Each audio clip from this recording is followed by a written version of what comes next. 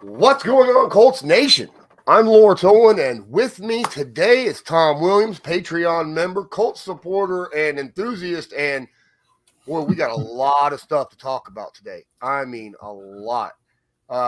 First off, I'm glad to be back. Appreciate everybody who gave me well wishes over my father. Quick shout out right here to Josh Parker. Dropped $10 in the super chat, said sorry for your loss. Glad to have you back. Let's go Colts. I know it's been a few weeks. Nothing I can do about that, right? I mean, nothing I can do about that. What went on in my personal life took precedence at the time. You wouldn't have wanted me sitting here talking about the Colts in the first place and in the mindset that I was in. No. But I did keep up. But I did keep up with what was going on. And there's a lot of stuff to talk about. First off, Tom, pretty sure like a month and a half ago, I said I think the Colts should sign a certain quarterback from Philadelphia. Yeah. And that happened. I think that happened. That happened. and now it's a certain quarterback from Baltimore that's rumored to be, who knows? Like I said, I have come to the conclusion if I could easily get put into a medically induced coma and wake up on the morning of the 27th of April, I would do it in a heartbeat because I can't take much more of this anymore. I just can't. Oh my goodness. You're right. I mean, a lot of speculations. And I mean, what I put out on Twitter earlier, I wasn't saying this is what is going to happen. I was just saying keep an eye because it is a possibility, right? I mean, it is an option that the Indianapolis Colts can go through. And we'll get into that in just a moment. But no Loyalist today. Shout out to Loyalist. Appreciate you being in here.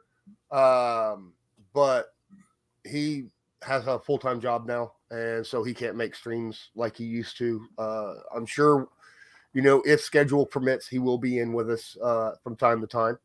Right. Josh says he thinks that the Irsay quote about guaranteed contracts may nip that in the bud.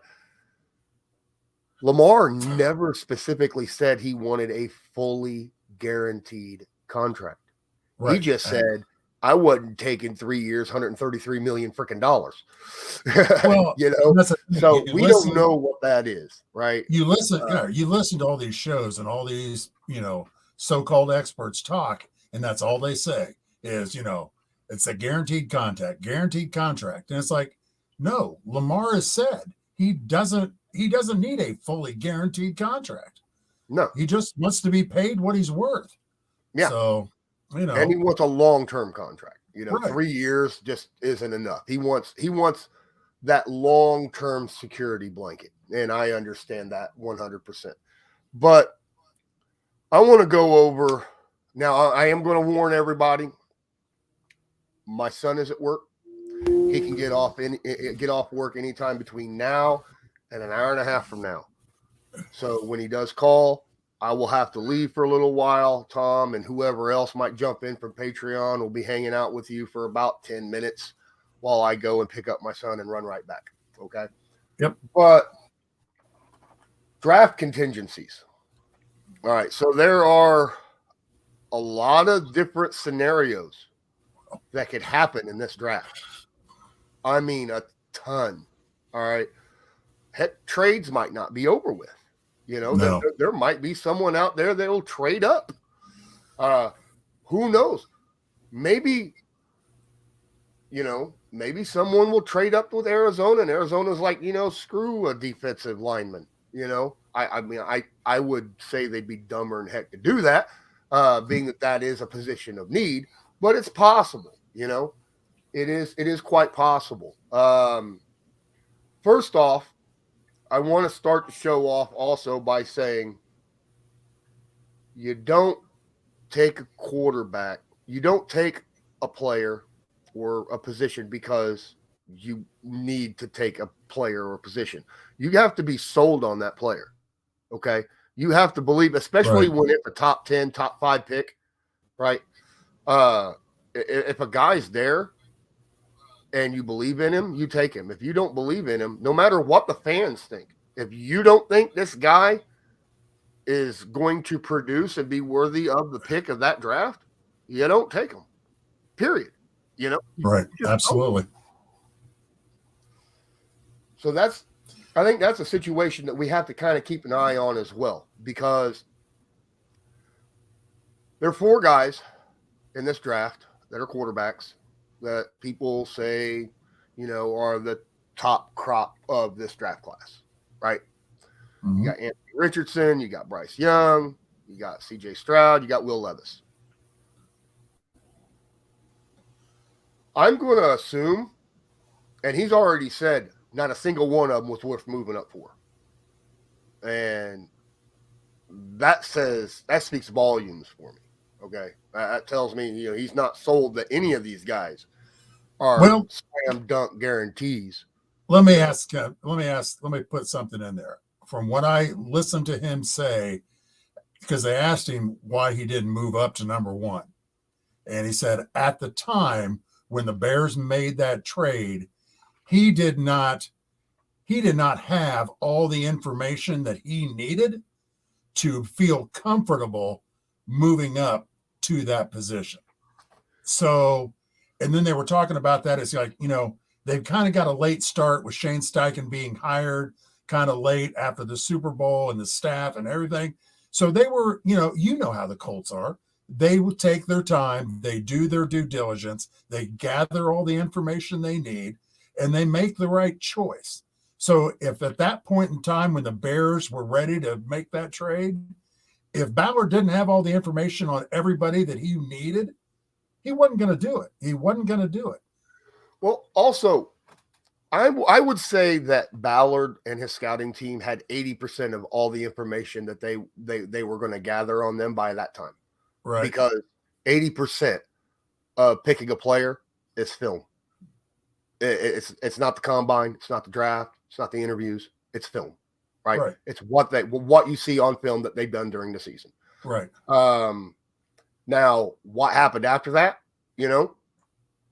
Did somebody, perform amazingly, on their testing, or knock it out of the park on an interview or something of that nature? That's to be seen. But I got a feeling that he already had his mind made up that he was not going to give up 2 first-round picks to move up to number 1 for one of these quarterbacks. Well, and his comment at the combine when he sat there with that smile on his face and said, I think we're going to get the best player in the draft at number 4. What does that tell you? The same exact thing about Quentin Nelson. Buckner. Mm-hmm. And he said the same thing about Quentin Nelson. Mm-hmm. I think we're going to get the best player in this draft. He didn't say the best quarterback in this draft. He said the best player. And who's the best player in this draft? Will Anderson? Jalen Carter? I'd probably now you're looking at on the field production. I would probably say Jalen Carter. Yeah, that that football player, the best player. Mm-hmm. So now his off the field issues might have, I don't know, because we all know that Chris Ballard is a high character guy, and right now Jalen Carter is on probation. That's what he was sentenced to for the involvement that happened. So that might have knocked Ballard off a little bit, but still, I mean, to take the best guy at number 4, I mean, if the best guy falls to number 4 that's in the draft, period, him and Will Anderson are the only 2 guys that are basically slam dunk freaking picks in this draft. Right. So that is part of the contingency plan that I wanted to discuss, because let's say he's got 2 out of the 4 of these quarterbacks that he's like, you know what? They have a shot with the coaching staff we have and what we need. they have a shot. Say 2 out of 4 of these guys. Because I'm going to tell you, there's no way in heck that he's going to be like all 4 of these guys are someone that I believe in. You know, that just don't happen. That just does not happen. So 2 of those 4, and they could be of any combination. You know, it might be Bryce Young. It might be Anthony Richardson. You know, it might be Will Levis and you know, CJ Stroud. We don't know who they have on their big board as, you know, where he feels that they're at. But I think that, you know, at this point, he's got to have a list of contingencies walking into this draft because so much is unknown, right? You know, he's like, okay, if this guy and this guy is gone, then we got to do this. If this guy is gone, we do this. If the top 3 quarterbacks, if 3 of the 4 guys are gone and the other guy, blah, we got to do this, you know? Oh, yeah. And trading back is an option. Yes. What if? It always is. What if his 2 guys are drafted before him, and then Will Anderson is drafted at number 3, and he just does not want to deal with the complications that come with Jalen Carter at this time. He may trade back in this draft and gather more. Right. So, and then as we talked about earlier, there's the Lamar Jackson option that's floating around out there. Let me ask you this, Lawrence. And I've heard both ways with the Lamar option. If they were to attempt to pull this off, would they do it before the draft, or would they do it? It's a big risk if they wait till after the draft, but do you think they would try to pull this off before the draft? I don't think so. If it's a Lamar Jackson trade, I think what he wants to do, and I don't think he's walking into this planning on trading for Lamar Jackson. I think that is his last ditch contingency. Okay. If that's a situation, if it walks in that situation where, you know, he has to trade back or grab a defensive player because his options for quarterback are gone at that point. And, you know, he's not going to grab a guy just because he's there, you know. Right. If, say Bryce Young is there, right? And he doesn't like Bryce Young, you know, or Steichen doesn't like Bryce Young. He's not going to draft him just because he needs a quarterback, right? Or Will Levis or whoever, you know. So if he's set in a situation where he's still needing a quarterback after the draft is over, then he's got that option to move on and go look at, say, Lamar Jackson, or who knows, you know, maybe Steichen's all like, let's see what Minshew's got. We'll need to go get somebody else, though. Maybe he'll end up grabbing a Bennett or a Hooker or something like that later on in the draft. Obviously not in the first round, but you know what I'm saying. Right. Just grab some guys like that. That way you got a lot of youth, and that you can kind of look at during training camp and be like, all right, who do I think is there someone among these young guys that I feel like, or that Steichen feels like they can really, you know, move forward with and develop into someone who can be that long-term answer the way, you know, say a Jalen Hurts did over in Philly. That's how I see. But you know, that's like I said, though, the Lamar Jackson, I think, is a last ditch option. I don't think it's something that they're going to be out there wanting to just, you know, go all in early on, because also to do that, they would need to start moving around a lot of base salaries for some of these, you know, high salary guys that the Colts have. Right. They're going to have to clear out at least another 20 million or so to even make room for him. They could easily do that with just 2 guys, but it's, you know, that. And they could restructure contracts too. Yeah, exactly. That's what I'm saying. 2 guys, they could restructure their contracts. I mean, you got one guy that's got $18 million base salary this year. Right. That's Shaquille Leonard, right? Right. You got another guy that's got 16 million base salary. Right. Right. Both those can be moved into signing bonuses. And right. And then you've cleared up. You freed up like 20. I think I figured up it was like $26 million between two dudes. Right. That's it. You know, if they move the majority of it into a signing bonus and then prorated it over the years of their contract, you know. But they've got 5 people that have base salaries right now of over $9 million. Right. So they can move a lot of money, but that's just the problem of you got to get those players in, you got to talk to them, you know, they got to, generally they agree to it because it becomes a bonus and it's guaranteed money, you know, so, right. You know, that they'd be okay with it, but it's a lot of hassle bringing guys in and stuff when they're not already in the building and stuff like that. So, you know, that's, like I said, it's a last ditch after the draft kind of thing that I think that Ballard would fall back on if needed. Right. I don't know. Hey, there's 23 people in here. Appreciate each and every one of you. Thanks, guys, so much for coming in. This is our Patreon. Once a month, we do a live Patreon for YouTube viewers. Right now, it's just me and Tom. Like I said, Loyalist has a full-time job now, so he can't come in very often. But I just got done hanging out on a live stream with the Horseshoe Huddle with Destin and Shad. Yeah, I was there too. I saw you in there. I saw you. But I had to come back in here, you know, after giving my thoughts on some stuff. So shout out to them. They do some great work over there. What do you make of that? And I saw this too, and it's like, I just got to stop looking at all the Twitter stuff and I have to stop. It's killing me.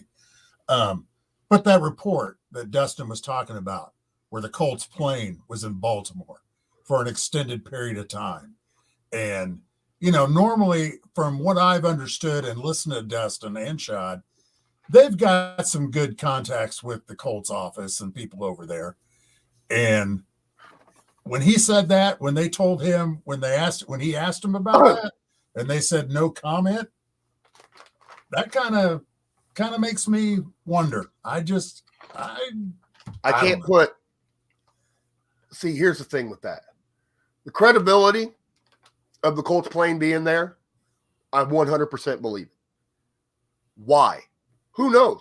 It's Jim Irsay. It's his private plane. He might have went there for a freaking concert. We don't know. He might have went there to visit, you know. I mean, Colts used to be in Baltimore. I'm sure he knows a lot of people in Baltimore. You know, I mean, damn. His family probably still owns property there, you know. Oh, I'm sure. So, and he definitely lives in the heads of a lot of people who stay in Baltimore and been living in Baltimore for a long time. Oh, so he just, you know, come in and check it out as property. And then he tweets yesterday where he's having this, what was it? He tweeted, huge press conference tomorrow, that he's going to be at SeaWorld and make a huge announcement about Lolita, the orca down at SeaWorld. I'm like, what? What are you talking about? And then I'm thinking, wait a minute, Lamar's in Miami. Where's Lamar's at? What's he going to meet Lamar at SeaWorld and they're going to discuss some things? I got to stop looking at all this stuff. It's killing me.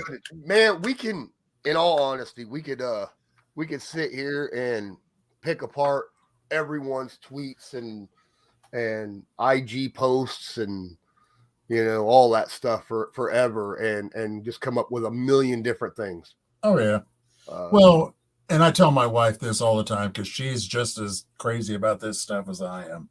And it's like, honey, you just got to look at it this way. Regardless of what we think or what we think's going to happen or what we think they're going to do, we'll never know. They never, ever let anything out of the bag to tip off what they're going to do. They just don't. Yeah, they were in Arizona for league meetings. Can you hear me? Yeah, I can. Okay, because my camera is all kind of messed up. Wow. No, I can hear it. It's a little, Yeah. What's up with that? Anyhow, they were in league meetings and a lot of stuff was going on there. I mean, Irsay's been all over the place, right? Right. There was the NFLPA meetings before that, then there was the team owners meetings, and then there was, a bunch of stuff. Dude is everywhere. I mean, he's got a plane, so he could go anywhere, everywhere, whatever he wants. It's okay. My goodness, you might see him in Green Bay because he wants a cheddar cheese grilled cheese sandwich, right? And next thing you know, reports will be out. Colts are trading for Aaron Rodgers. You're speaking like 100 miles an hour right now. Wow. It's like it's catching up.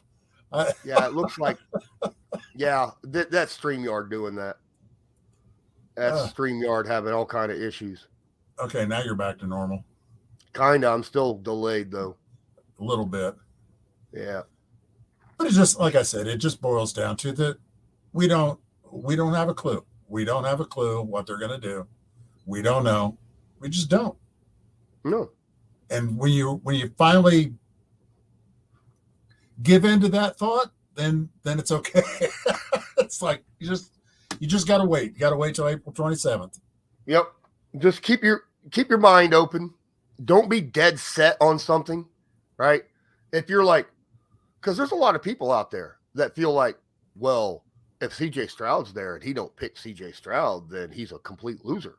Needs to be fired instantaneously. Well, what if CJ Stroud don't work out in the NFL? Then he's a genius. I mean,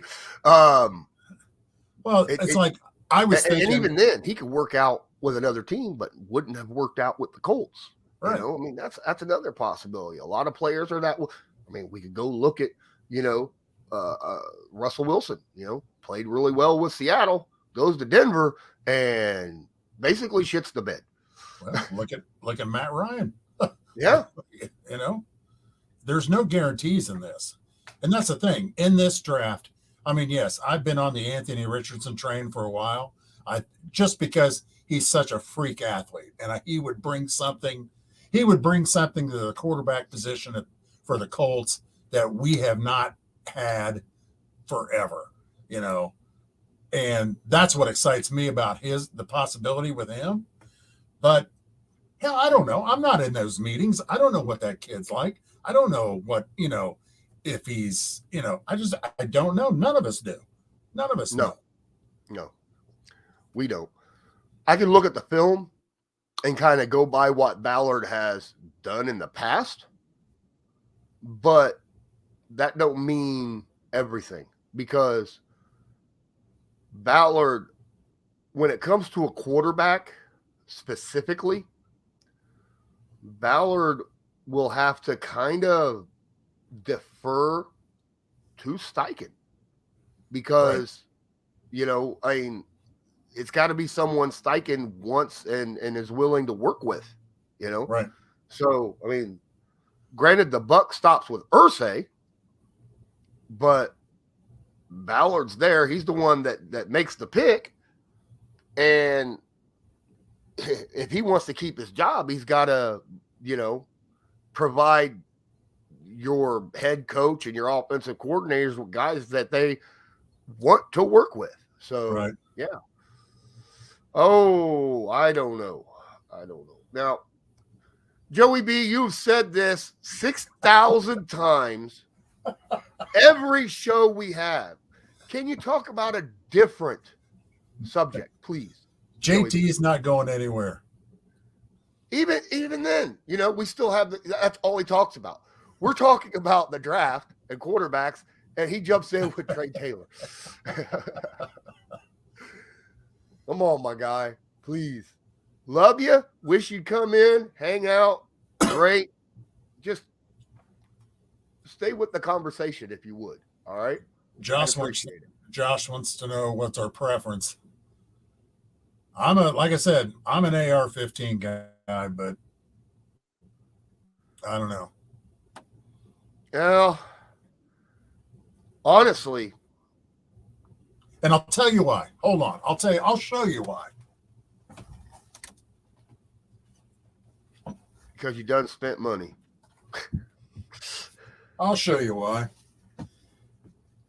Back in 2014, I bought this jersey, and maybe it'll pay off. If he could trade numbers with Isaiah Rodgers and we draft him, this jersey could pay off. Finally, it's been hanging in my closet for 7-8 years. Maybe I could use it.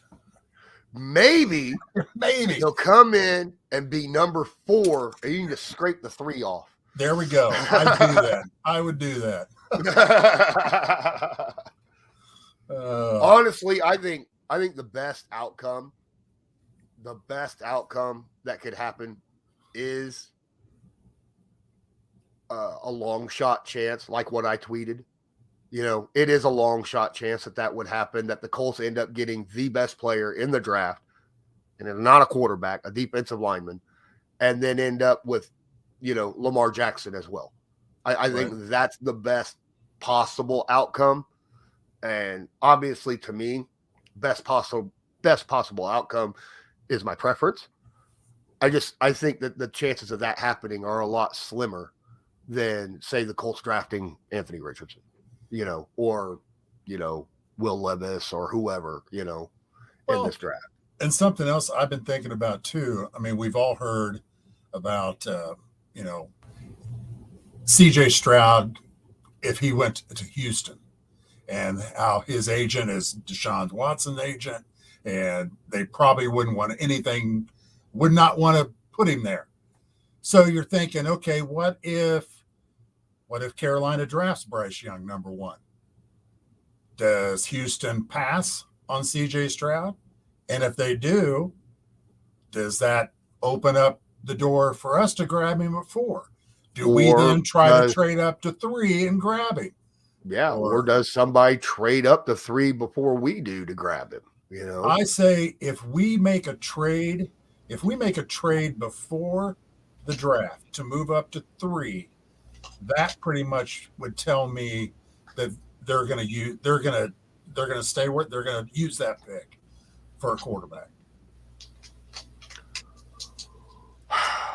What's going on, man? How you doing down there? What's up, Jack? I'm still doing. That looks like your laptop, my guy. I'm Waldorf again. Yeah. As of this morning. You got your internet back, did you? Yeah, I did. Nice. Hey, Jack, I'm ready, buddy. Check it out. I'm ready. Oh, God, good Lord. He's hoping for the comeback. No. The comeback that never was. Anthony's just got to trade numbers with Isaiah, and then I'll be set. We'll be good. Okay. All right. Anthony Richardson. That'll work. I do like, look, Joey B actually says something that's part of the conversation here. He says, stay with Minshew, trade down a couple spots, and draft Christian Gonzalez. I think the Colts can win games with Minshew. I think they need to help their offensive line out a little bit. Obviously some parts in this draft or free agency, they need to go out and upgrade at the right guard position, most definitely. And then, we've discussed this many times, get another person for tackle, not necessarily guaranteed to start, but someone who is starting capable, not, that just in case. But yeah. What Common Colts? What's up with this? It says, I read that Daniel Jeremiah said that he's hearing the most buzz about Arizona trading back with the Titans. I don't think the Titans. I don't think Arizona here's that far back. Well, that's a question, but I don't think that there's a quarterback in this draft that's better than Ryan Tannehill. Like, overall, I think these guys are Ryan Tannehill-ish. They're good quarterbacks. They can be franchise guys. I just don't think any of them are guaranteed top 10 dudes. You know, that's how I see them. I see them kind of the Ryan Tannehill-ish. If they make that trade, it's because they plan on getting a defensive tackle because of what's going on with Jeff Simmons. That's interesting. I haven't heard that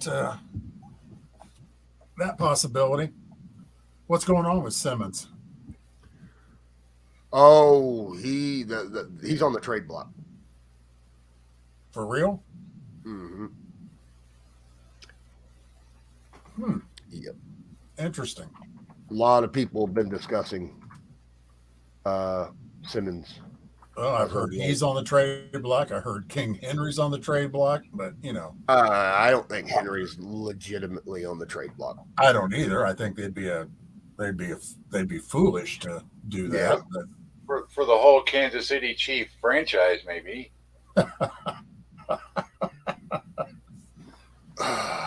But Simmons is eating a lot of cap, right? Oh yeah, a lot of cap room. But to be fair, he's worth every damn dime when it comes to production on the field. True. And that's why your whole scenario about us, you know, maybe at 4 taking one of those defensive guys. The more and more I think about it, I wouldn't, man, because I miss the days when we had those dominant defensive ends that, you know, Freeney and Mathis, when they could just get to the quarterback at will. I miss those days. We haven't had that in such a long time. No, we haven't. A long time. No, we haven't. That's my son. So hold on. It's going to be me and you, Jack. Okay. For about 10 minutes. That'll work. We can make it happen. Sure we can. I'm glad you joined. Well, yeah.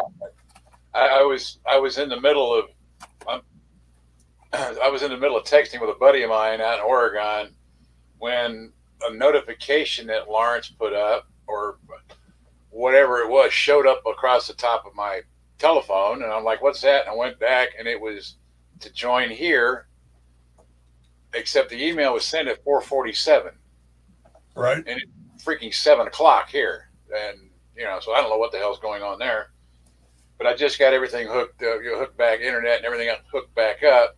I've been running off of my telephone, which I hate because it's damn small, and I have to use a stylus to freaking type anything because my fat fingers. I'll be right back, Michael. Thank you.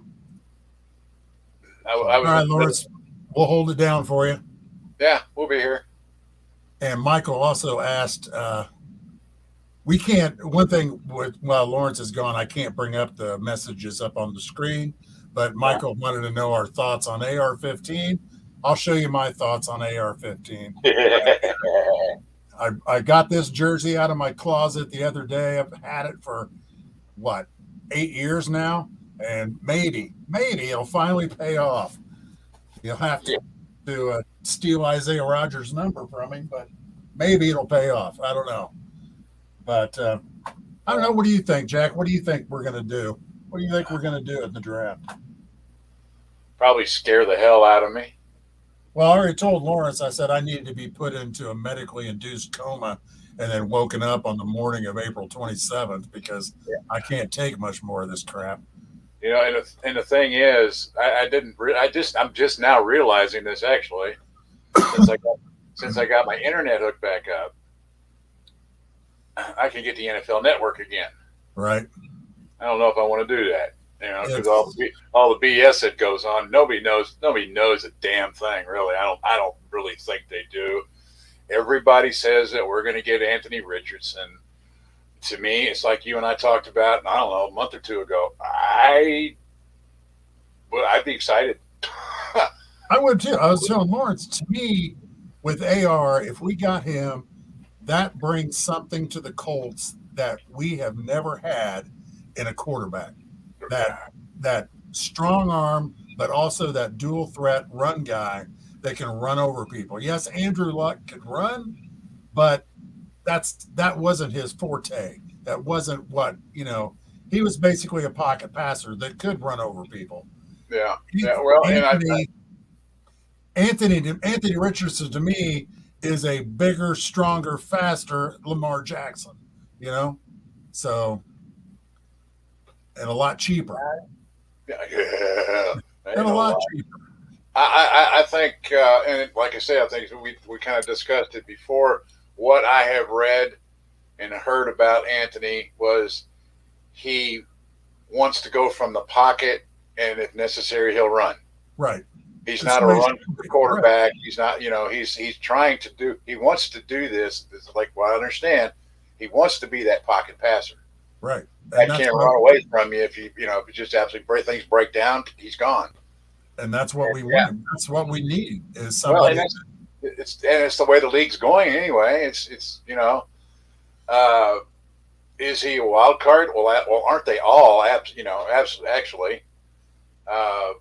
Well, there is no guarantee in this draft. There is no clear-cut number one that everybody says this guy's going to be a star in the league. Right. There's not. There's a lot of potential, but I've seen a lot of potential come in this league and then crap out after the first year. Yeah. There's been a lot of number one picks that don't make it. And we've seen guys that, Brock Purdy's a perfect example. We've seen guys Mr. Irrelevant and and look, just if the system is right, and I think with our new coach, a system would be good for Anthony. Yep. Because he had Jalen Hurts for a couple of years. They can work on getting his accuracy down, learning how to. I know he's young. He doesn't have a lot of. Okay, sometimes a lot of experience in something is not always good because you've developed some bad habits. Right. This could help possibly keep him from getting some bad habits. If he gets the right coach, the right system, he's got JT in the backfield. Unfortunately, we lost Paris. Paris. I hated that, but oh well. But I see his upside in a couple of years. If he progresses, his upside, this guy could be a baller, absolute baller. Absolutely. Yeah. And I'll tell you what, I think that's probably the thing that I'm most excited about this season going forward is the fact that we got our new head coach. I think he's going to turn this offense around. Granted, it might not happen next year. No, I don't expect the Colts to be a 10, 12-win team next year. If they're better than 4-12-1, I'll be happy. If they are, if they win 6 games, I'll be happy. That shows improvement. I'm not expecting that much from next year, but if Garner can stay healthy, I've always liked him. Actually, I liked him when he played for the Jags. Right. And he started down there, but the Jags decided they wanted to get Nick Foles, and we see how that worked out for him. Yep. But I like Minshew, and I like the fact that we did actually go ahead and get him. And he's the guy that Anthony knows behind. He knows the Steichen system, so absolutely, he can come in and start. He knows the system. Great person for Anthony to learn behind, and I agree. And if you're telling me we lost Paris Campbell, I tell you what though, we got this Isaiah McKenzie, who one of the comments just came in about giving Isaiah McKenzie a chance. I saw an interview with him the other day where they did it on the Horseshoe Huddle. Uh-huh. Good kid, great locker room guy. He comes from Buffalo. He was talking about how it was in the Buffalo locker room where those guys in there, they all had, their goal was to, work their butts off in practice, be on the same page in practice. They were serious. They left all their, baby mama problems at home, girlfriend problems at home. Yeah. All that stuff did not come into the locker room. When you walked in that locker room, you were all business. You had a good time. You had fun, but it was all football. and you went out to win on Sunday. And he goes, if I can help bring that here and get that into this locker room, that's what he wants to do. Well, and I think we have a good base of those people in our locker room now. I do too. But I'm not seeing really any kind of locker room problems, with what the people that we have. Like I said, I am excited about the new coach. Exactly. I don't know much about. I know we picked up a couple of guys, but I really haven't been keeping up a lot because it's hard for me to read this stuff on this little. I tell you, the one guy that we signed was that defensive end from San Francisco, that Ebicom, or I don't know how to say his name. Yeah, something like that. Yeah, Samson Ebicom. Mm-hmm. But I'm excited to see him. From what I'm hearing, he's going to be a force. Yeah, from what I hear, and he'll also be able to, spell Buckner and that kind of stuff. So Buck's not playing 80% of the snaps on defense, and that right. And that would absolutely be awesome. You let Buckner get a break or him move, so he's not just right there. He can move the end on the other. He can get around. I'll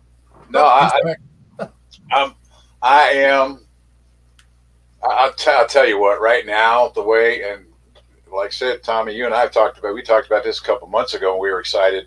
I'm probably going to be disappointed if we don't get Anthony. Really, to be honest with you. Yep. I mean, I just think his upside is so much with a little bit of coaching and that kind of. He seems to have a good attitude himself. This guy could, he could really blow it up. Watch the Texans drafting. Oh, don't say that. Oh, I'm just saying. You brought up, that if the number one pick is Bryce Young, that would leave us with C.J. Stroud, though. Yeah, that's what I say. I don't think they're going to be honest with you. Well, because I've seen some kind of rumors about the Texans actually looking more at C.J. Stroud than Bryce Young. Well, I've seen the problems, like I said, and this has, who knows? I mean, they've got, D'Amico Ryan's a brand new coach, whatever. And I don't think an agent would tell a player not to go to that team just because he had a bad experience with a previous client with the same team. I really don't think that would happen.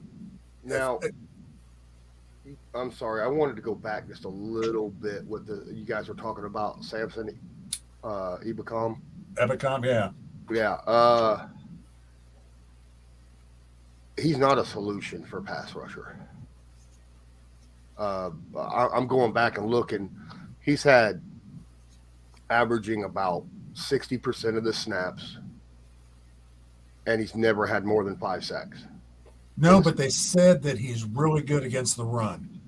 Well, that's fine. That would put you on the strong side then. That's not a Leo position. No. But you know what I'm saying? Right. No, but and we're still missing that Leo piece. That hardcore guaranteed, go out there, get pressure, get sacks, get, quarterback hits from the Leo. And that's the thing we're missing, in my opinion. I know a lot of people, want to go with Dio. Look, Dio's great. Maybe he breaks out. I don't know, but we don't know if he will or not. And I want to make sure that we got all the chances in the world to have guys there at that speed rush position on the edge. Because Dio's not a speed rusher either. No. We don't have one of those guys on our team currently. And we need somebody if Gus is going to be our defensive coordinator. Do you think there's a chance that we bring Yannick back? He's still a free agent. He's still out there. Yep. I think there's a chance. I think he's testing the market. Like I talked to, as you guys know, I was talking to Robert Mathis about Yannick. And Robert said, look, he had over 9 sacks. That ain't nothing to sneeze at. You know?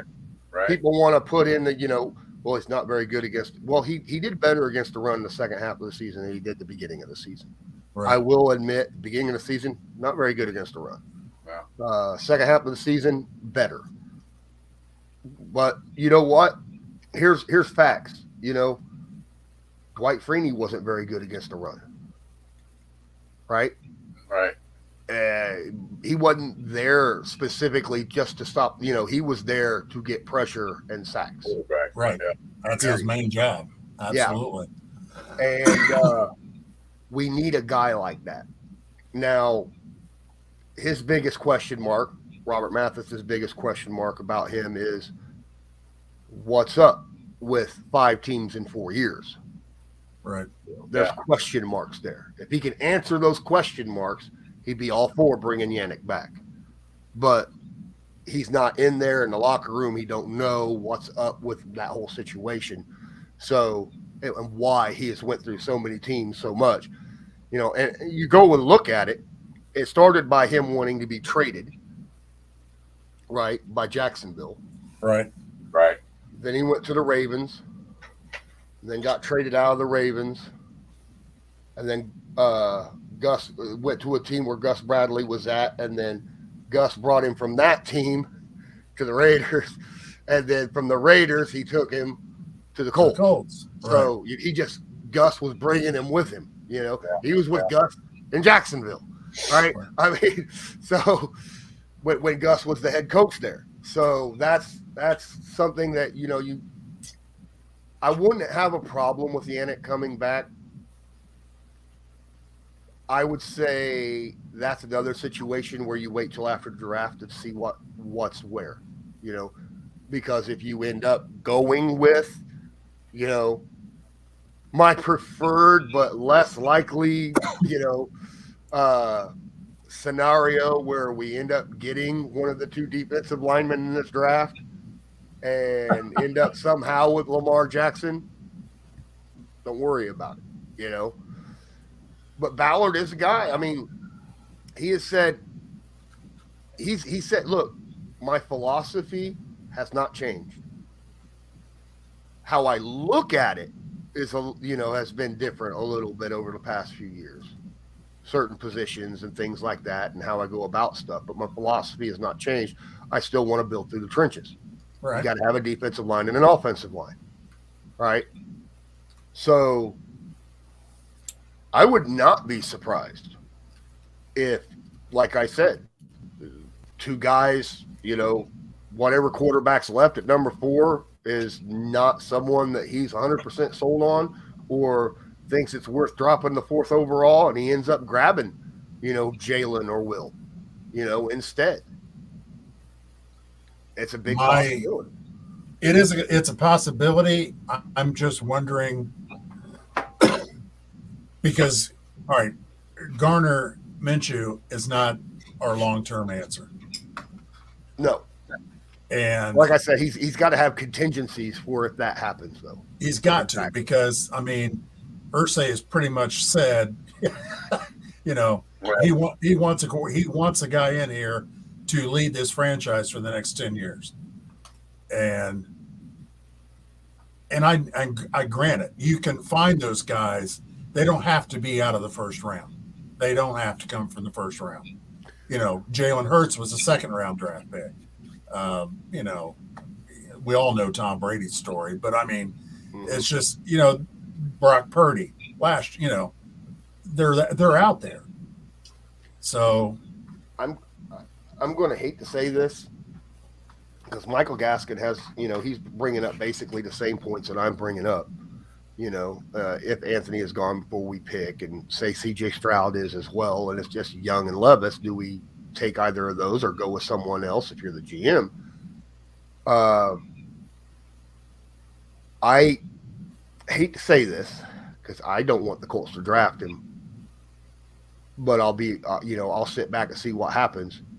If Bryce Young's there at number 4, I think the Colts draft him.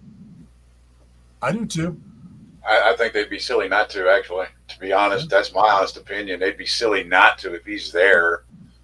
everybody I have heard talk about him has said if that kid was 4 inches taller Yeah, and 20 pounds heavier, he would be a the surefire guy. surefire Yeah. Andrew Luck type of quarterback. Yeah, He would be it. but it's his size scares me, you know. But It's his not even really the quarterback size. ability, It's the weight. is fantastic. It's the weight that scares me more, you know. Well, I saw they said at the combine he was what they weighed him at 200 pounds. Did he have lead in his back pocket or what? Yeah, I mean, think that's what I saw. That's what they said. I think he had a really big lunch. Maybe he's a lot of water. Maybe he was a little constipated. He drank a lot. He drank a lot of water. Drank a lot of water and had a whole bunch of cheese for 3 days straight. Yeah. I'm not really seriously. If he's there, I think it would be a mistake not to take him, unless you really get, except unless Richardson's there. Now, if that was between Richardson and Young, Well, I would go after Richardson because I think his potential upside. But that's me. And The the only thing about guy it, I am sold that if they're there at 4, that Ballard would take him is Young. I'm not 100% sold that they would take Stroud. I am 50-50 on Richardson or Levis. Yeah. So it's funny to me though that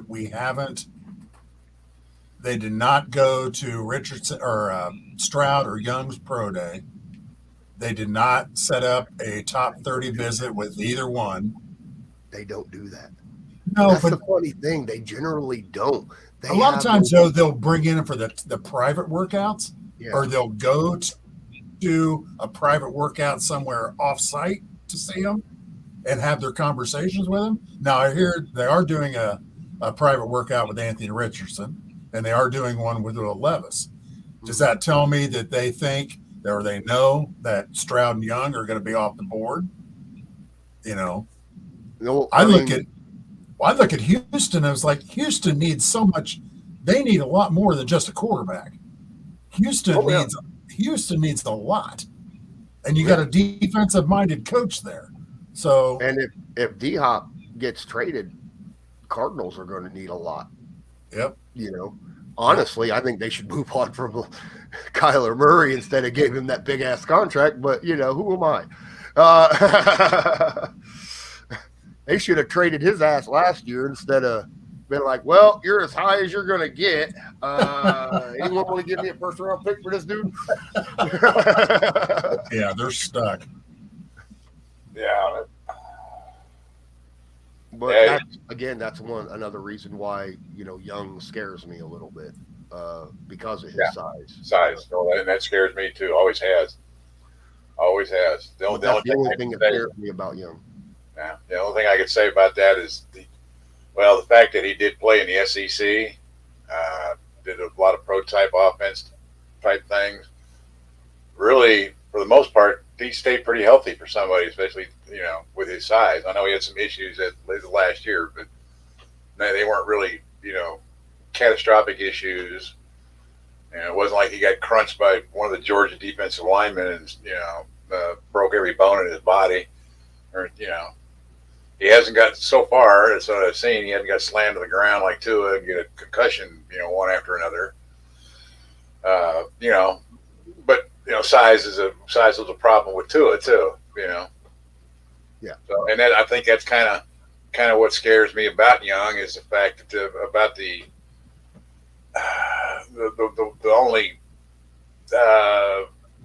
only quarterback in the last few years who's been that small has been Tua, and he's had it, and he went to Alabama too, and he went issues.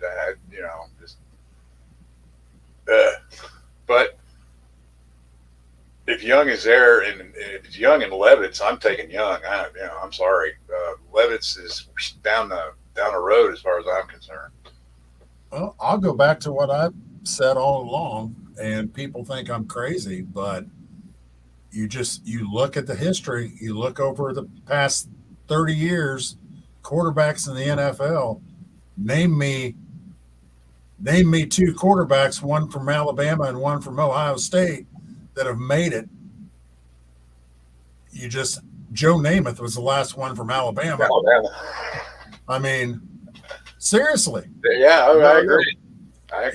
But you can't really go by that, because if you want to be technical, well, there's no real college that's considered a quarterback factory. You know what I mean? No, but it's not like the thing about Alabama and Ohio State is those kids are almost playing in front of an NFL offensive line, so they don't get the pressure. They don't get the hit. They look, and they have NFL receivers that they're throwing to out there. Marvin Harrison Jr. makes anybody look good. Yeah. So it's just Bryce didn't really have any big name receivers this year either. I'll give him that. He didn't. Yeah, and they did pretty well. He did pretty well. Yeah, like I said, none of these guys. I applaud Ballard for not trading up in the draft to the first overall pick, because my mindset was exactly the same. None of these guys were worth trading up for, because you only trade up in a situation like that for a guaranteed slam dunk 10-year top 10 player in the NFL, and you don't know with these guys. Right. Yeah, we did a big trade up once before. Mm-hmm. The guy's name was, I don't know, George. I knew you were going to bring that. We haven't gotten over that one yet. I knew you were going to bring that up. Yeah, well, I mean, I think it would. To be honest with you, I think it would.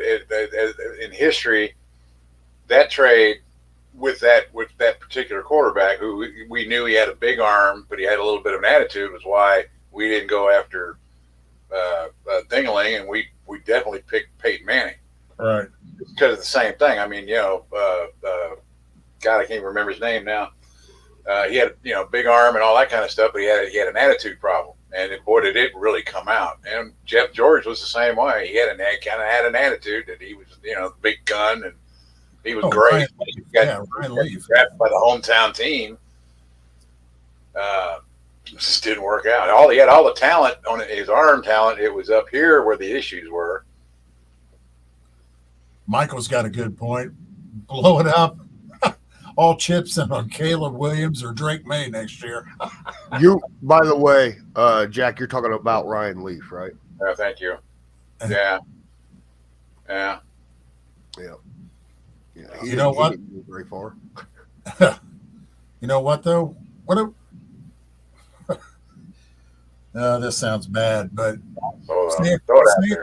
say if they trade back, if they don't like any of these quarterbacks, they trade back and they pick up draft capital for next year. So it doesn't matter if they load up on draft capital for next year. Then if they really like one of those two quarterbacks coming out next year, they could move up. That's true. Ballard did say something that I 100% support and 100% believe, especially talking to all the coaches and players that I have talked to. No matter what happens, they always draft, sign free agents, practice, and play to win games. Every year, your goal is to win the Super Bowl. Oh, absolutely. No matter what. And even if they trade back and grab up stuff, don't think that the mindset for the Colts is to tank out and get Caleb Williams. No, absolutely. But I'm saying, even if we were to draft a rookie quarterback this year, Anthony Richardson, whoever, CJ Stroud, Bryce Young, I still don't think this is going to be a 10-win team next year. I think it's probably going to be a 6 or 7 win team at the most. And so it's not, say we draft, we're like in the 10th or 11th spot next year. if we had the draft capital from that we got this year by trading back for next year where we could move up, do it. Or if you want to give the 2024, 2025 pick to move up to get one of those guys, do it. Josh, I would say our right guard position was our weakest link after midseason.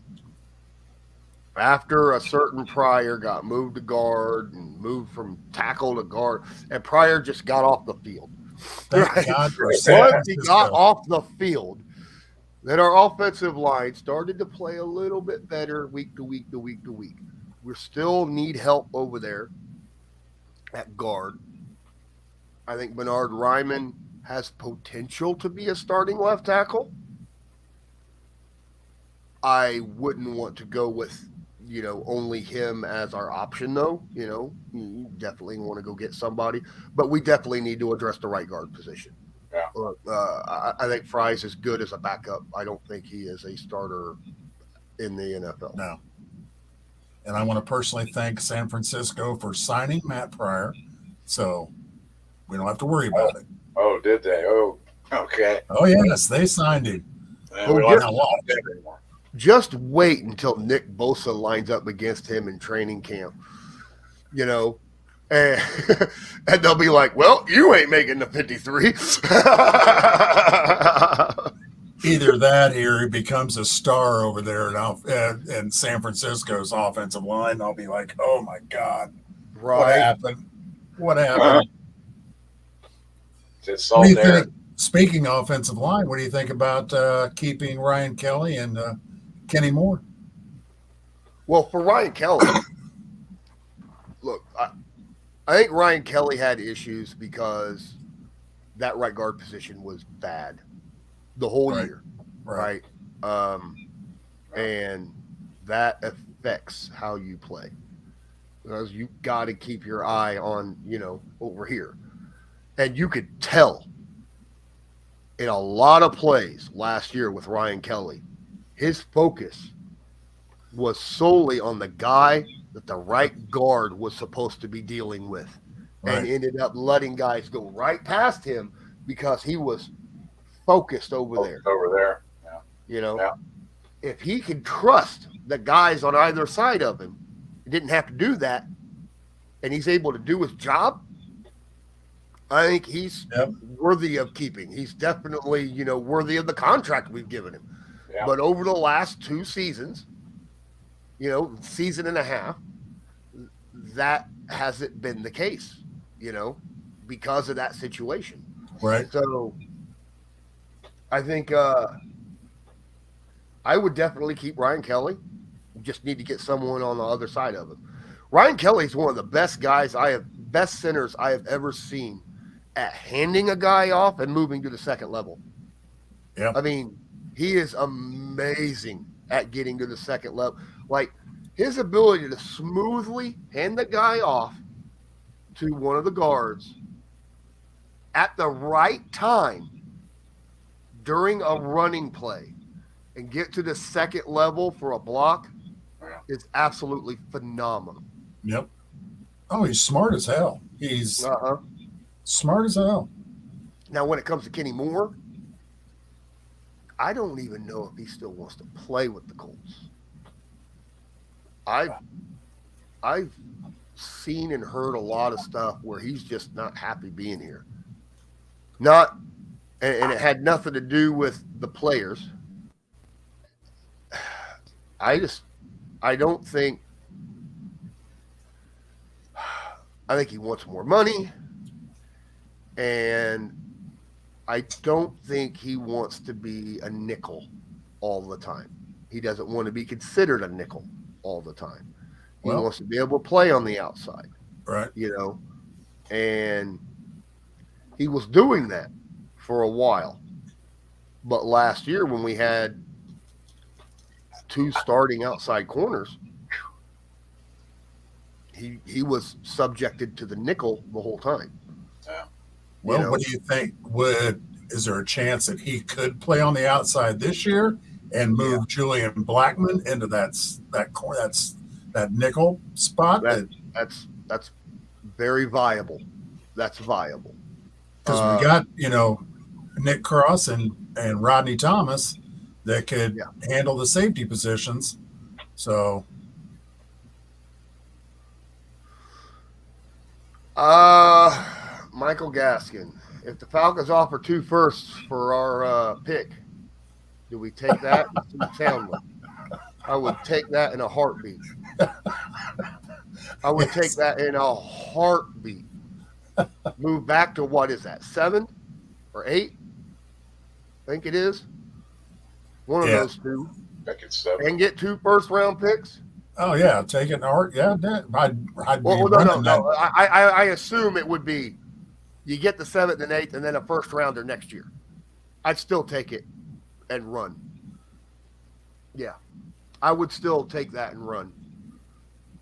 That's a no-brainer in my opinion. Hey, depending upon who's there, right? Again, it's contingency. If the quarterback you have at the top of your list, at the top of your big board, the highest quarterback is there at 4, you take him. You just take him. I don't think you end up. I don't think you end up taking that trade. If he's not there, and they offer that, and the 2 guys that are left, or 1 guy that's left, and they're like way down on your big board, you take that and freaking be happy. Right. But at the same time, Jalen Carter and Will Anderson are 2 defensive linemen that are, both of them could be generational talents. Right. And it's really hard to let one of those guys walk right past you. You don't get an opportunity to get generational talents very often. Right. True. But Jalen Carter might be there at 8. Yeah, he might fall out. I doubt it, but he might because of the the whole personal issue going on. Right. To answer that comment there about Michael Pittman, if he's unhappy, Michael Pittman puts out his own little podcast. I didn't know it. I just ran across it the other day and I watched it, and it was just recent, and where he's talking about free agency and it's crazy. And over there, he was in the locker room. He's happy. He's all in. He's all in about being here with Shane Steichen and what's going on. He's all happy. Yep. 41 of you in here. Appreciate each and every one of you. Please smash that like button. Hit subscribe if you're not subscribed. Tag that notification bell and share this to your favorite social media. This is our Patreon stream. Loyalist is not here because, well, he had to get a full-time job. So he's going to miss some shows with us occasionally. I also apologize. I know I haven't been able to put out any content for the last few weeks. Been dealing with my issues, family. So it is good to be back. But then plus, I had the bad head chest cold that I got from the funeral. But it's fun. There's so many contingencies to this draft right now. And I just think that don't be surprised. I think anything can happen. Anything. It just depends on how it falls and where Ballard has people on his big board. Because I will guarantee you, my big board, your big board, and all those people over there in the chat and on social media, they're different. They're all different. Yeah. They're all different. And they're probably all different from what the Colts big board is. So I guarantee you their big board doesn't look anything like my big board. we have to put out, each one of us put out our big board, and then after the draft, we can compare who was closest to the Colts big board. There we go. Well, the thing is, the Colts big board don't get shown. They never show it. They won't show it years later because that still affects trade value and things like that on where they feel that those guys are at. Yeah. So the Colts won't even show their big board ever. Maybe 20 years down the road when everybody's retired, we're like, well, I had him number 5, and look, he's in Hall of Fame right now. Yeah. Every time they come out with that what's the next pick series, I look really close when they're in that draft room. It's like, wait a minute, nope, damn it, they blurred that shit out.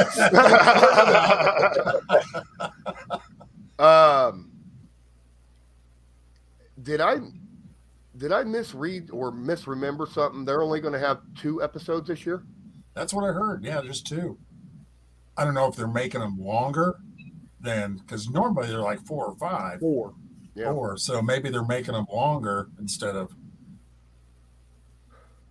I don't know. I don't know the hell we'll read into that and say something's up with the draft. Well, they might have another one. They might have 2 different types of shows. They might have a 2 episode of with the next pick, and then they come up with something new called Ursay's favorite destinations during the off season. Well, for everybody's information, Ursay will be at SeaWorld tomorrow in Miami doing something with a killer whale. I don't know what, but that's where it'll be. So when you get that tweet tomorrow that the Colts private plane is in Miami airport, that's what it's for. So maybe he's going to serenade him with his guitar. Right. No, he'll probably buy the damn thing and build a fish tank in Lucas Oil Stadium and have a killer whale in there for people to come and see. Oh my goodness. At that point, you just got to give Ursay a pedestal. Okay. If he did something like that. All right.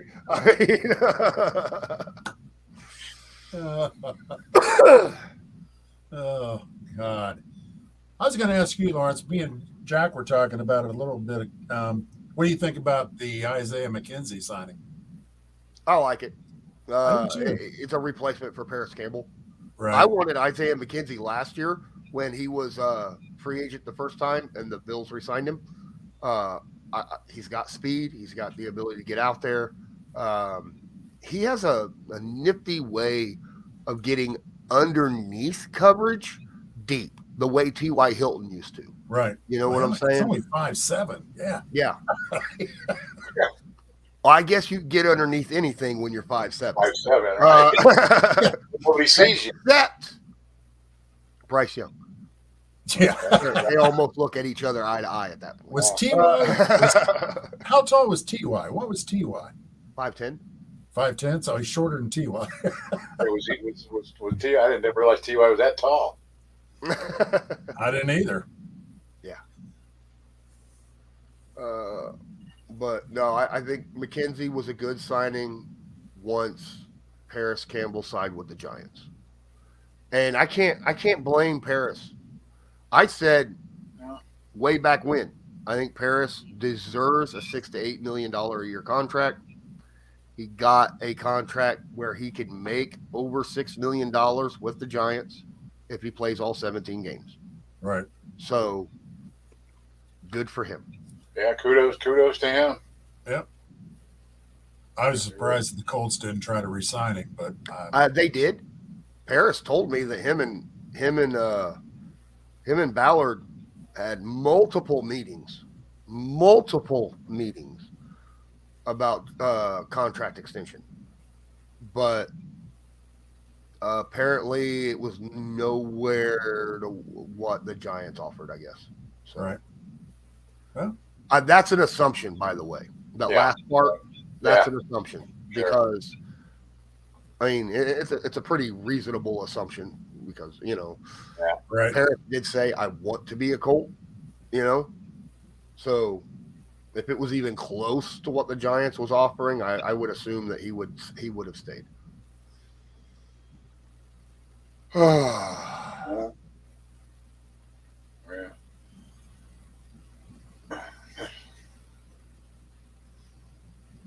Yeah. To answer that question, Speed Maverick, Marvin Harrison is 6 feet tall. Yep. Michael Gadskin, I know of the Goat House. I just don't watch their stuff because they are wrong 95% of the time. They are very opinionated, and I disagree with probably 75% of the stuff they say. The good thing about them is they talk about everybody and everything, when it comes to the NFL. It's just, I don't agree with most of their stuff. It's like I don't agree with Mel Kiper Jr. most of the time either. So he's made a hell of a living at it, being wrong. Well, I hope he's wrong this year because he's got Will Levis coming to us at number 3. The Colts are not going to trade to get Will Levis. It's not going to have it. I don't care who. If they have Will Levis as their top of their big board on quarterback, they will not trade to number 3 to get him. They won't do it. Not unless there was something else to sweeten the pot in the deal. Because I don't see that as a good move for the Colts to move to 3. I just don't. I don't either. I don't care if the Raiders or the Falcons move up to number 3 and grab another quarterback. At that point, oh well. Yeah. There's still contingencies to fall down on. That's right. That's what that show's about. There's still plenty of contingencies that you could fall back on. Could you see us say that, they're not sold on any of these quarterbacks this year? Could you see the Colts trading up to 3 to guarantee and getting Will Anderson?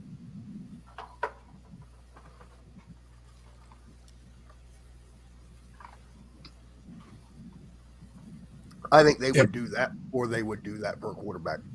If they're not sold on Jalen Carter and his issues, yeah, I think it's a bigger chance that they would move up to get Will Anderson than they would to move up to get a quarterback, and that's messed up. Being that I know that the number 1 need for the team right now is a quarterback. But again, you don't just grab a guy because you need a guy. Right. No. It is what it is. It's like, what was it, the Chargers back in the day? Colts grabbed Peyton Manning, and then Ryan Leaf comes rolling along. Well, he's there, might as well grab him. Right. Right. So I don't know. I just, man, I could be dead wrong, but the more and more I think about this, and I just see Lamar somewhere in this picture. I definitely think he's part of Ballard's contingencies. I just think it's on the back end of the contingencies. I think that's why he's been doing the research and the, delving in and talking to people and stuff, just in case.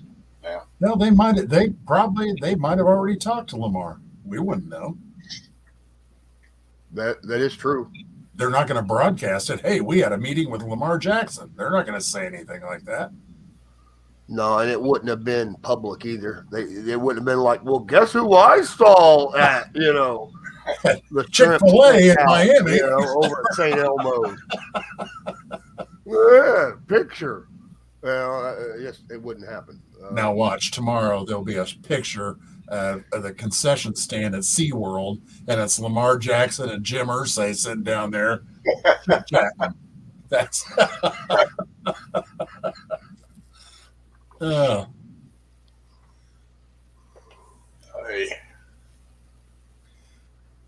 I'm trying to think in my mind if there's anything that could happen between now and the draft that would tip off what they're going to do or what they're thinking.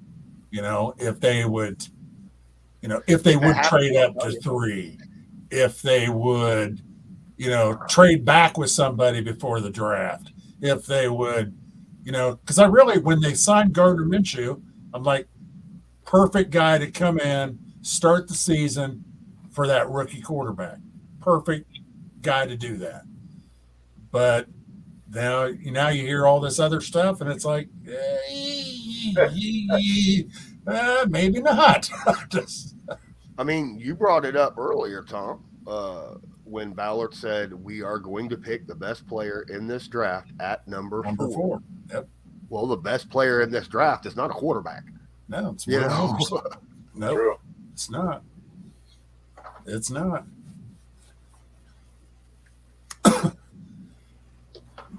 Now, granted, and the fans would just have to get over it, but the fans are going to go crazy if they, but like I said, the fans have got to understand, like we all have been talking about, you just don't get a quarterback just to get a quarterback. Yep. You're not going to draft somebody that high and know he's going to believe in him. Right. He's going to fall on his face. You're not going to do it. Yeah. Now, also, you got to stay patient. He will get, if he does not draft a quarterback in the first round, he will be ripped by every fan, analyst, reporter, everybody in the entire country. People on Pluto will be writing blogs about it, And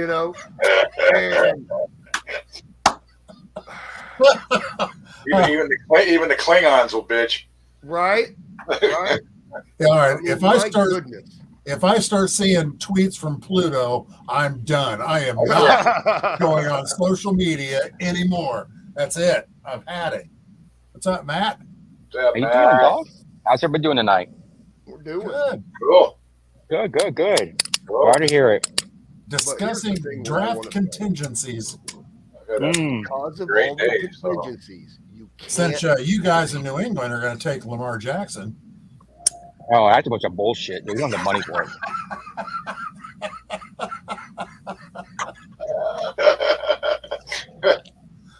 There's more about Lamar with you guys than there is Lamar about us. Oh, right now the Indianapolis Colts are the betting favorites to land Lamar. Did you know that?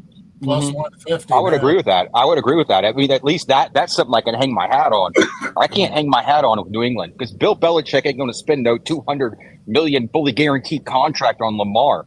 Well, that's a misnomer on the fully guaranteed. Lamar Jackson never said that he didn't fully guaranteed. No, everybody's saying it, but he's never said that he wanted one. Okay. He just wants more money. Right, you're right. No, I get what you're saying. I get what you're saying. He's never come out and said fully guaranteed. It's just the media is saying he's fully guaranteed. I get what you're saying. Yeah. That's a fake news. We call that. Right. Good old media. I wonder if the Colts offered him a 5-year. It's the amount of money a year is probably what more is. Oh shit! If that was a 5-year, $250 million contract, he would sign it tomorrow. He would sign it, and maybe like 180 million, or 150 million, or 180 million guaranteed, or 175 million guaranteed. I could see him take, because that's a lot of guaranteed damn money, Because they came out and said that.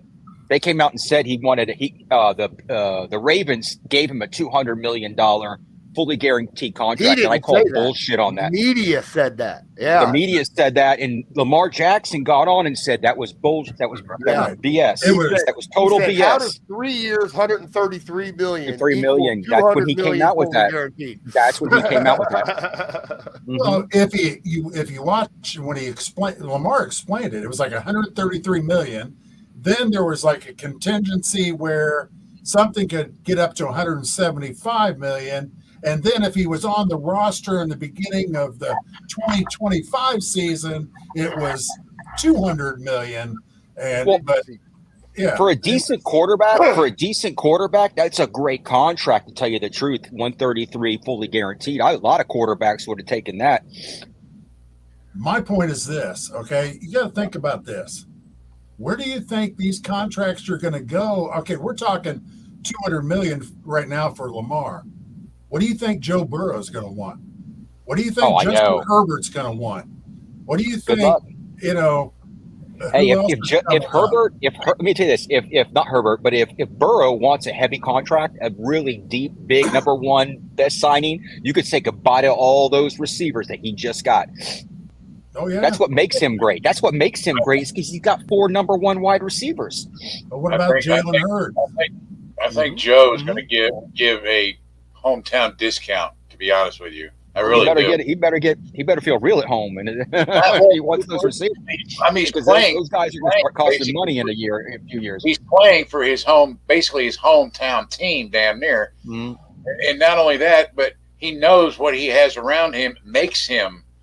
Yeah. He knows it's not just him. Joe's right. He's pretty damn smart. He understands. Who do they bring in at running back? Who? Bengals. They just brought someone fresh in. Someone really good to back up Mixon. I can't remember. Damn, I can't remember. I hate that shit. I knew they got rid of their backup, that Perrine or whatever. They got rid of him. But right. But they have a good backup.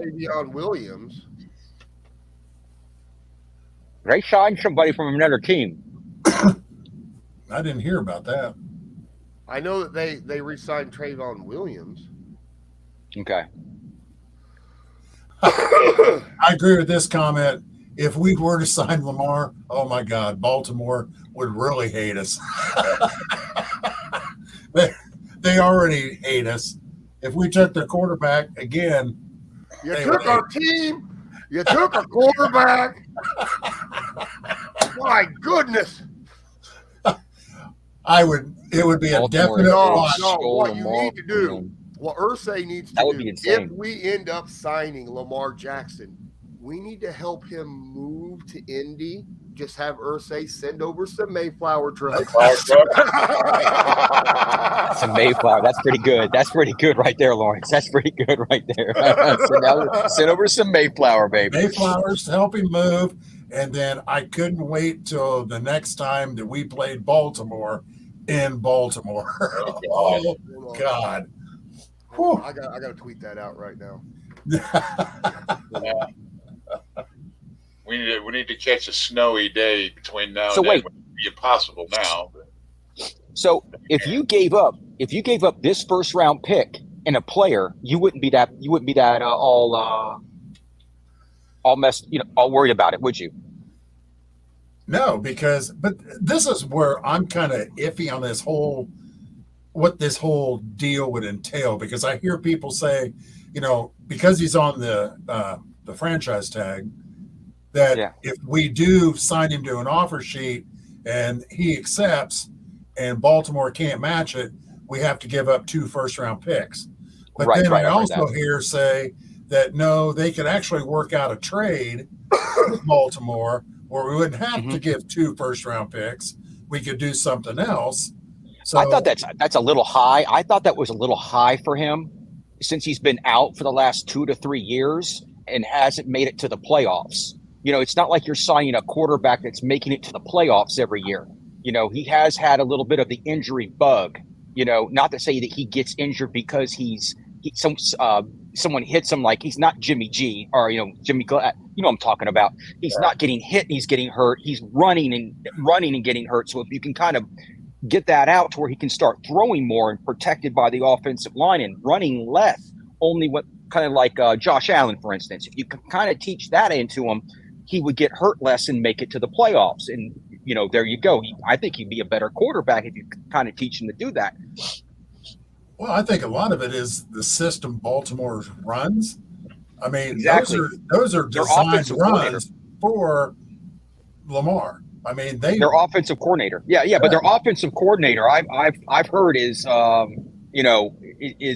they could have a better offensive coordinator for him, where it's not just a heavy run kind of offense, where you could change it up and put some more passing into that offense. And he's somehow, I've heard that he's total on this run game, kind of like college style. Let's go, and I just don't think it works. No, I do like how they're doing it over in San Francisco, but it's a different style. Or even if they can make Lamar and put him in like Jalen Hurts' system in Philadelphia.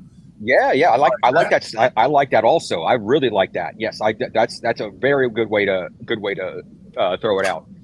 Yeah, but he's looking downfield before he goes for the run. Right.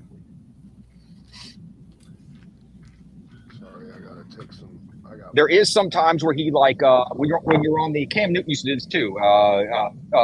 When you're on the goal line, he'll go for the run and for the touchdown. There's not a problem with that. I have no problem with that. But just don't automatically go for the run. Don't make plays where he's going down the field and starts running, because that's why everybody makes a joke about him that he's a running back. It's because he's not acting as a quarterback. I don't know. Like I said, something tells me something. I think your coach. Let me tell you something. I think your coach would do wonders with Lamar Jackson.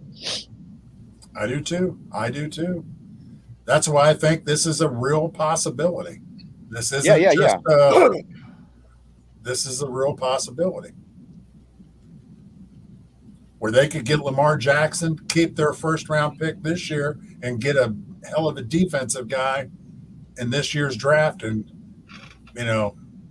do something. I think your one this year and a second next year would be completely good enough for Lamar Jackson, in my opinion, because you got a number 4 first-round draft pick. It's not like you got like a number 15 or something like that. You got a top 4 pick in the draft, okay? And then a second round next year would be totally good for that quarterback, okay? You got, of course, they got to approve it, but that's what I'm trying to say. You got to show them this, and this, and this. This is where it is. What is he? 26, Lamar Jackson? Yeah. He'll be 26. Okay. A year older than Hooker. Right. but didn't what's his name coming over from Detroit? He only got 1 first-round pick, didn't he? I'm talking about Stafford. Stafford only got 1 first-round draft pick. I know it's a different beast, but but at least Stafford got more passing. Oh, who's another one that who's another one that they moved over? They got trying to think. Come on, man, think about that. Anyway, you know what I'm saying? It's didn't Stafford go to the playoffs late? Right. I know he's been MVP, but has he been to the playoffs? Has he been to the actual playoff game?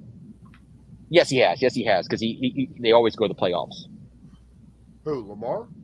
Yeah, Lamar. He's 1 and 3 in the playoffs. Yeah, 1 and 3. 1 and 3. But he hasn't been in the last 3 years because of the injury. 2 to 3 years. 2 to 3 years he hasn't been because of injury. 2 years. Yeah. He's finished the last 2 years off on IR. Right. And that's where I think that first round pick needs to fall to a second round pick because of his injuries. But how would they do that and get out of having to give the 2 first-round picks by signing him to an offer sheet, and Baltimore couldn't match it, and then Baltimore gets those 2 first-round picks? How do they work that deal where they get out of that and can only give Baltimore has to accept that. Which Baltimore probably won't accept that, but you got to kind of sweet talk them with that a little bit. We have a number 4 first-round draft pick and a second-round draft pick next year. The number 4 first-round draft pick gives that a lot of weight. Right. You can come down off that number 1 draft pick a little bit in the first round and make that another second round pick, and then use that pick next year, and you got 2 first round picks and a first round pick. You get my point? Right. You can make some more draft pick out of it. Wow. You might be able to get a first round draft pick out of it if someone really wants to come up for a quarterback. Peyton Manning's first 3 playoff games, he was 0-3.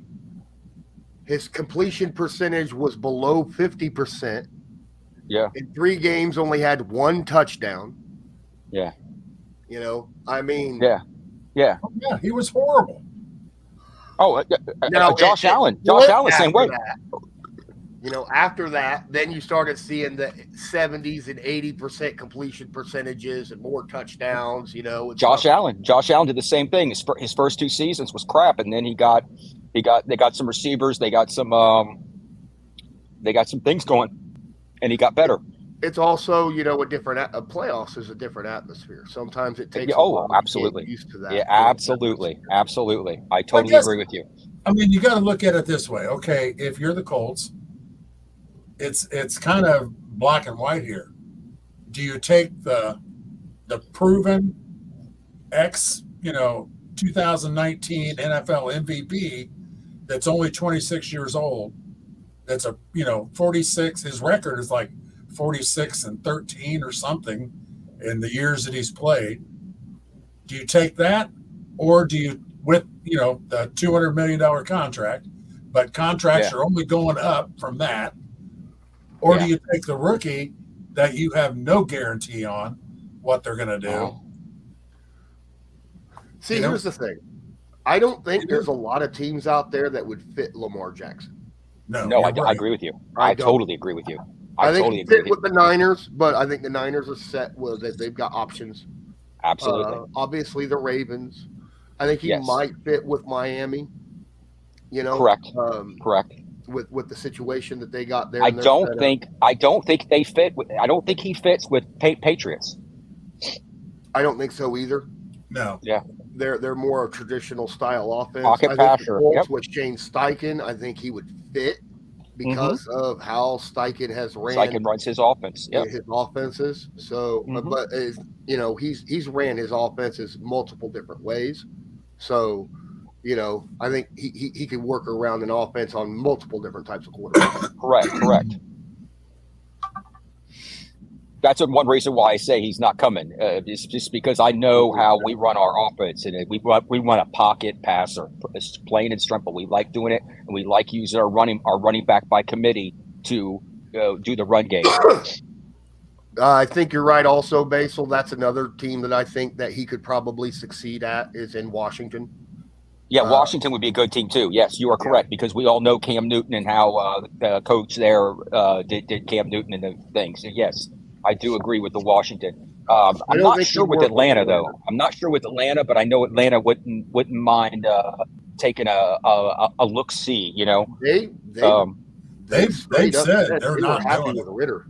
Yeah, Atlanta has said they're not doing it. They're not doing it.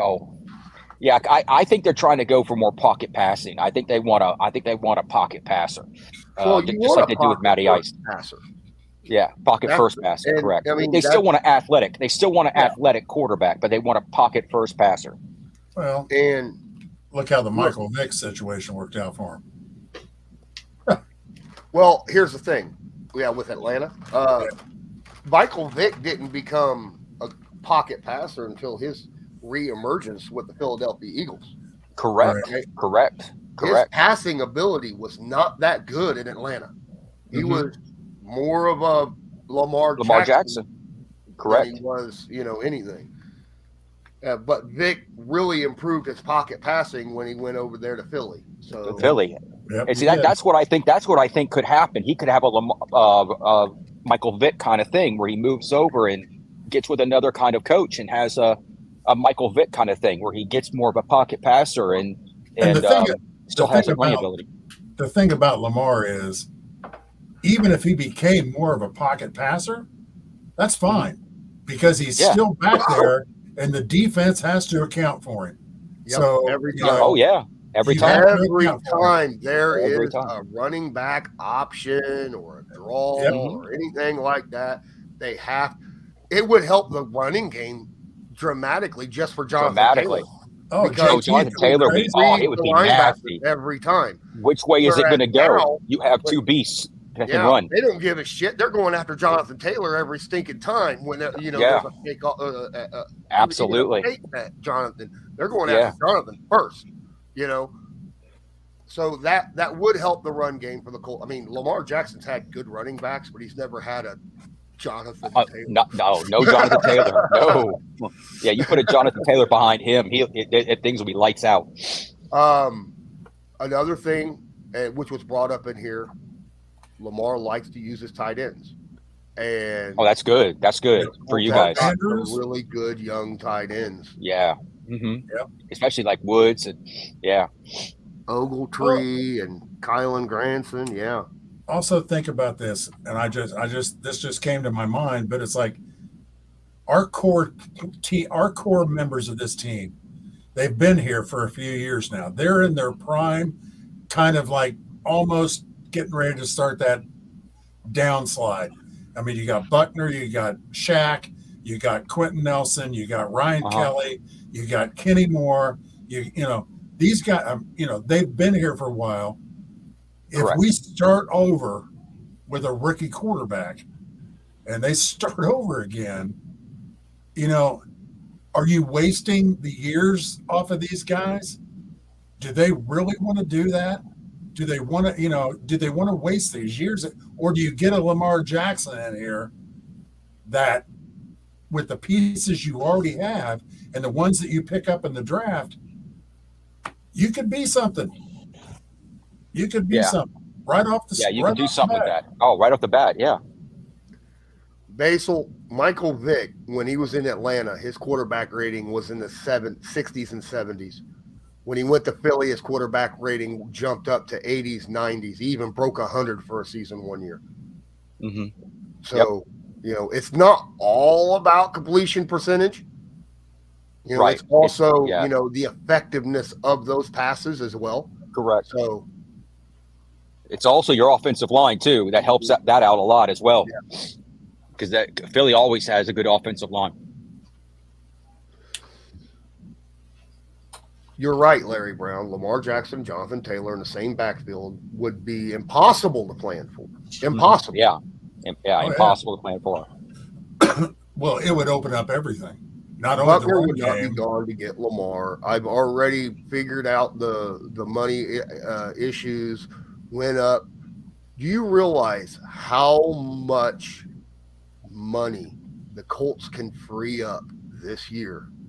Yeah, they can. Just off of, I think, the top 5 salary guys. Well, we talked about it earlier. We could do 2 guys and free up that money. Mm-hmm. Yes, they could free up that money. We could free up enough money to give. The Colts can legitimately free up enough money to give Lamar Jackson a $60 million roster bonus on his first year of his contract, which would, at that point, lessen the impact of the rest of his contract, the rest of the rest of the way through, which would allow us to keep the other guys, that we have. So we legitimately, that whole narrative of signing Lamar would cost us players is not true. Yeah. No. And then next year, we've got a lot of money coming off the books. And salary cap wise, we're going to be sitting pretty when it comes to next year. Yeah. We're talking over $100 million. But we also, there's a lot of guys that won't be on the team next year either. Right. We have to resign. We have to resign some. You got to hit that draft next year. You got to hit that. Ballard, you got to hit that draft. Ballard's going to do what Ballard does best, and that's draft. Right. Yeah, a draft. Yeah. We all know drafting is king. Free agency hits those spots that you need.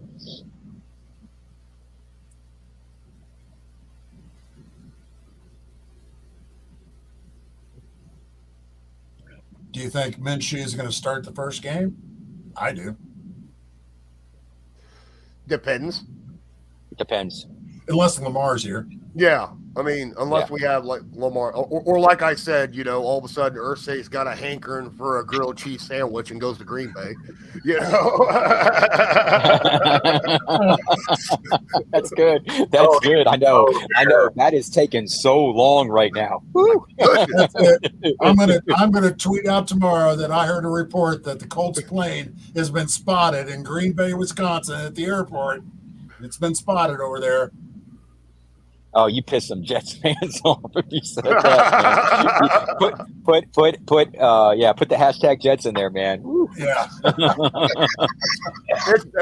Now I'm just throwing that. That's not something that's even close to going to happen. I'm just no. I know, but I just I'd love to throw some. That is the one quarterback that I would not want. That is the one quarterback that I would not want for the Colts. Sorry. I mean, I wouldn't mind Aaron Rodgers. I still think he's got plenty, but the cost to get him would be stupid. Yeah, it is. It'd be more than Lamar Jackson, and Lamar Jackson's got plenty of years left. Well, that's what I'm saying. Years left. How many years do you think you're going to get Aaron Rodgers? You might only get 1 year out of Aaron. Right, because he might call it quits. He was 90% on retiring this year. And then every damn Tuesday, he'll be on Pat McAfee giving out all the Colts secrets, you know.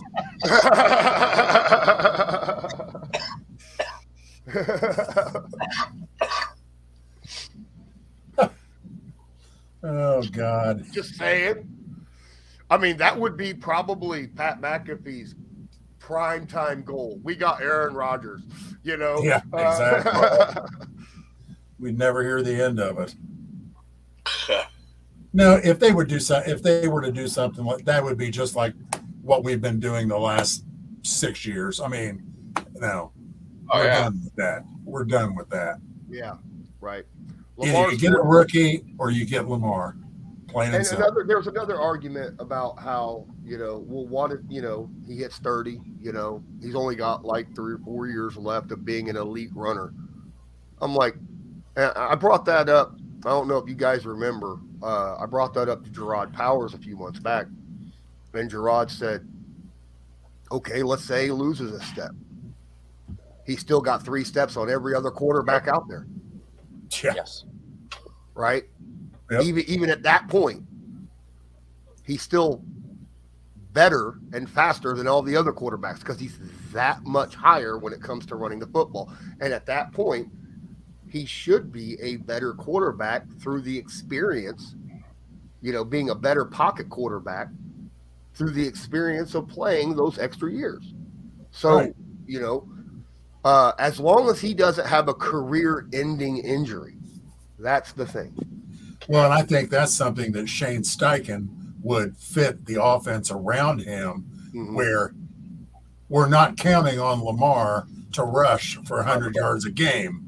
You know, that's why you have JD back there. You can't do that. But I feel like sometimes that's what Baltimore's game plan is. You know, just turn him loose and let him go.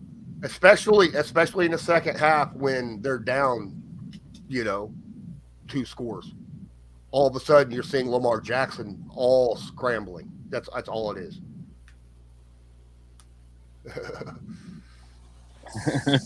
So we'll see. But, and I'm not saying, and I said this a million times, I don't think that the likelihood of the Colts getting Lamar Jackson is very high. I think it's very low on the totem. Yeah. I do too. Yeah.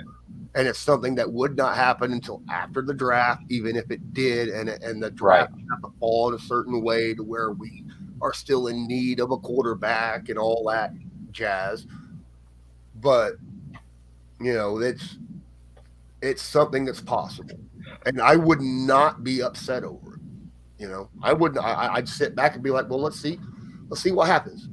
You know, well, I'm telling you what, if we go through this draft and we don't draft a quarterback, oh my God, what everybody will be saying after first round. This, like I said, if we don't get a quarterback in the first round, Chris Ballard would be just completely blasted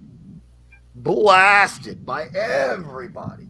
Well, it's going to be that. The second round went through, and he didn't draft a quarterback. Then everybody be calling for his head, you know.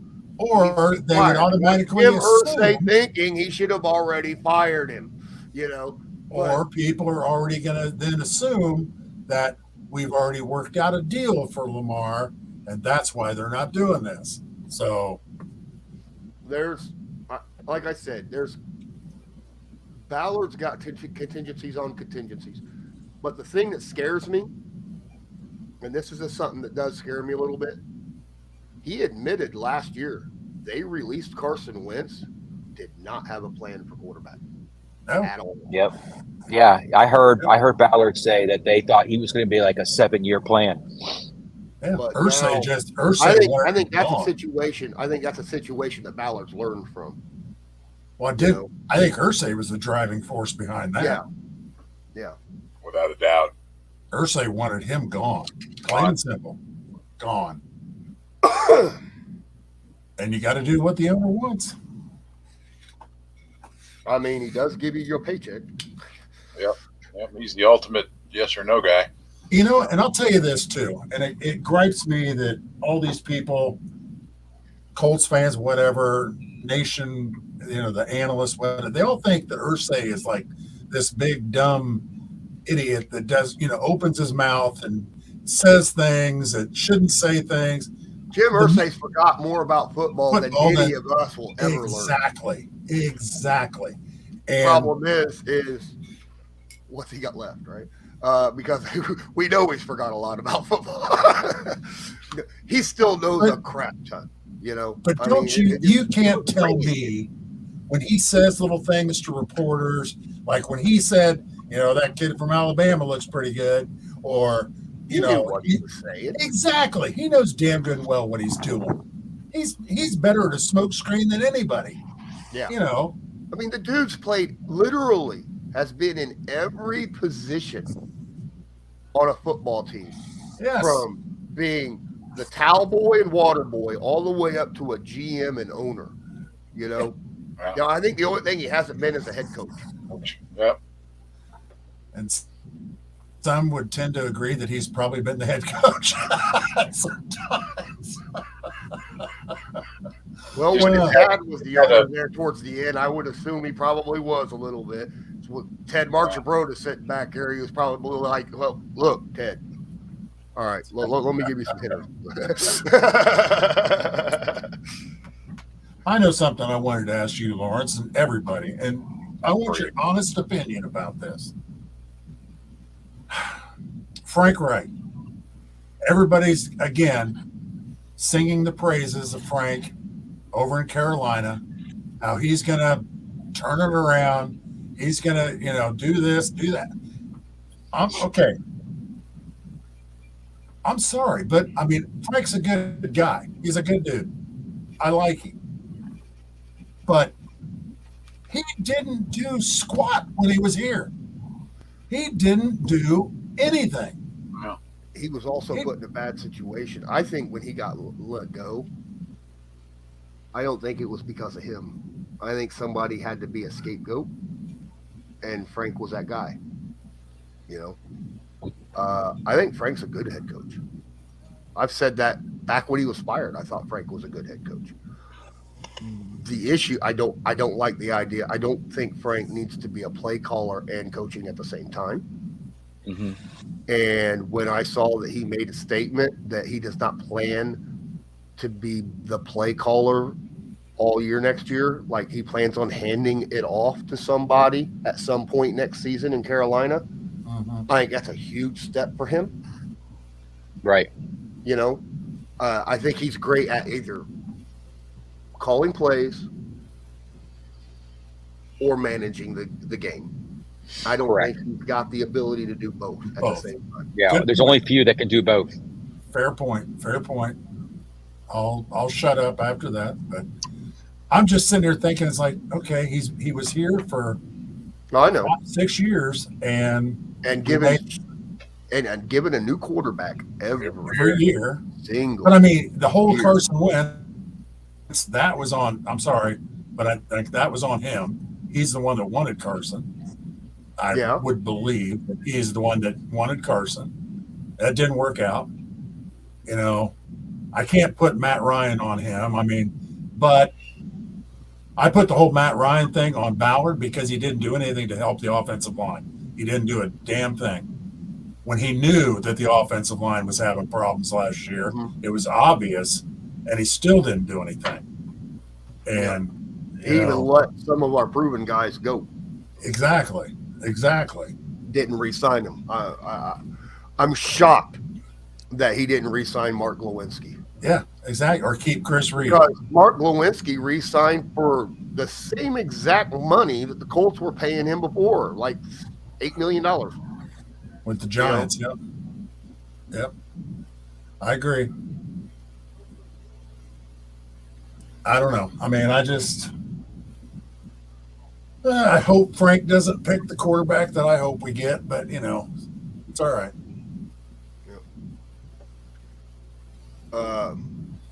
Well, guys, I'm still sick. This is my first live stream in forever because of the situation. It's been 2 hours. I can't believe that I lasted 2 hours doing a live stream. But with the situation I'm going through, I'm still dealing with a chest cold. The head cold is gone. It just went down here. And I'm a little bit out of it right now, but 2 hours, I thought this was fun. And I appreciate each and every, you three guys welcome to stick around and hang out if you want after I go. But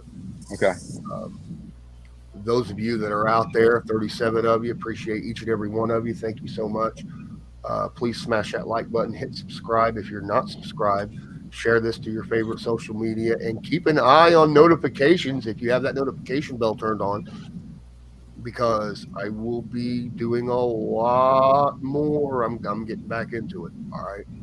Well, you have to notify everybody when Irsay meets with Lamar tomorrow at SeaWorld. So we have to have a live stream on that one. So. Okay.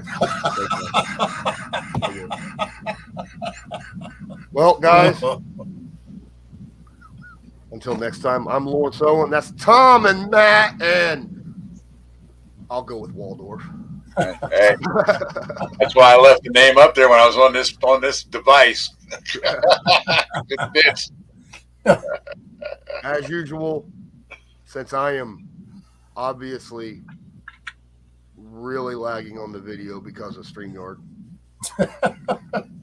Look at the nice smile. There he goes. It won't even let me in the broadcast, guys. See, he wants to keep you on, man. StreamYard is so bad right now. There it is. You're back. Have a good one.